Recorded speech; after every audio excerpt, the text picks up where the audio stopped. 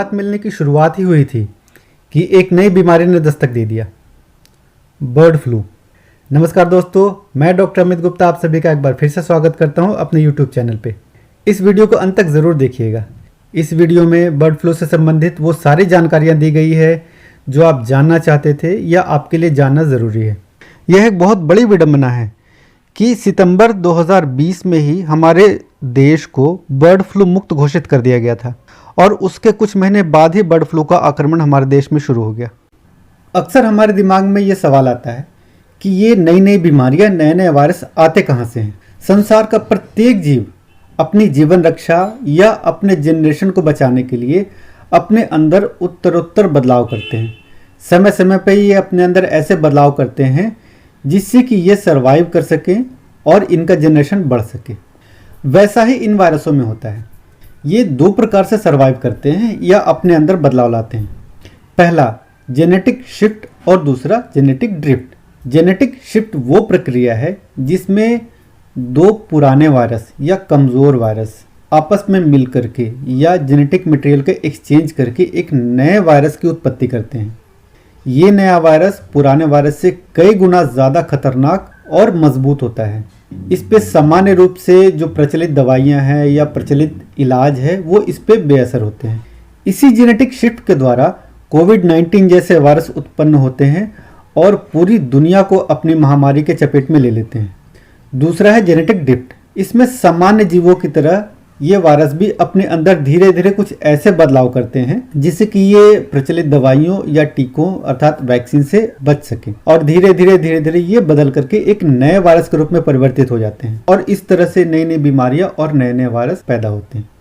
WHO के मुताबिक H5N1 यानी बर्ड फ्लू को पहली बार 1997 में इंसानों में खोजा गया था और तब इससे इन्फेक्टेड लगभग 60% लोगों की मृत्यु हो गई थी। और संयोग की बात है कि बर्ड फ्लू का पहला मरीज भी चाइना में मिला था। बर्ड फ्लू, जिसे एवियन इन्फ्लुएंजा भी कहा जाता है, एक वायरल इन्फेक्शन है। H5N1 बर्ड फ्लू का सबसे कॉमन फॉर्म है। यह पक्षियों के साथ साथ मनुष्यों और अन्य जानवरों के लिए भी घातक है।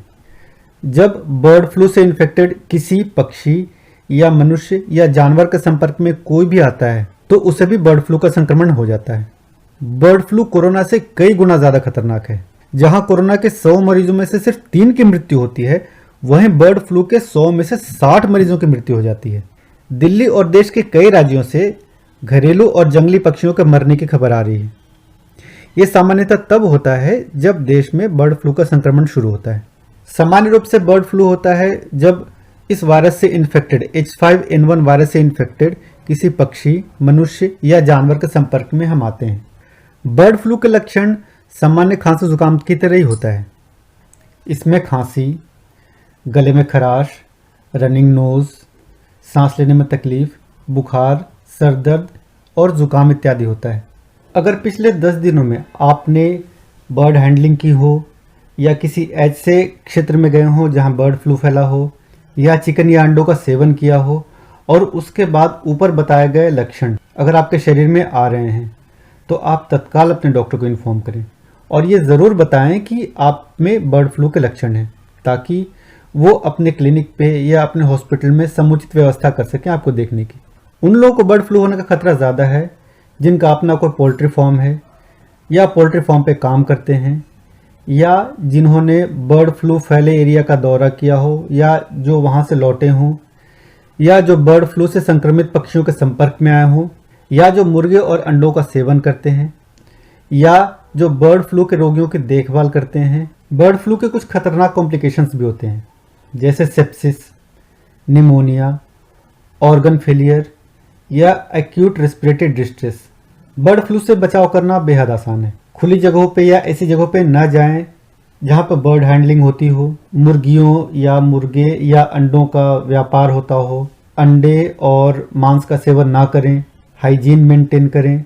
हाथों को बार बार धोएं जैसा कि कोरोना में हम पहले से ही करते आ रहे हैं। मास्क का उपयोग करें। इन छोटी छोटी बातों को हम लोग फॉलो करके बहुत ही आसानी से बर्ड फ्लू से बच सकते हैं। बर्ड फ्लू की कन्फर्मेटेड डायग्नोसिस होती है इन्फ्लुएंजा A/H5 के RT-PCR से।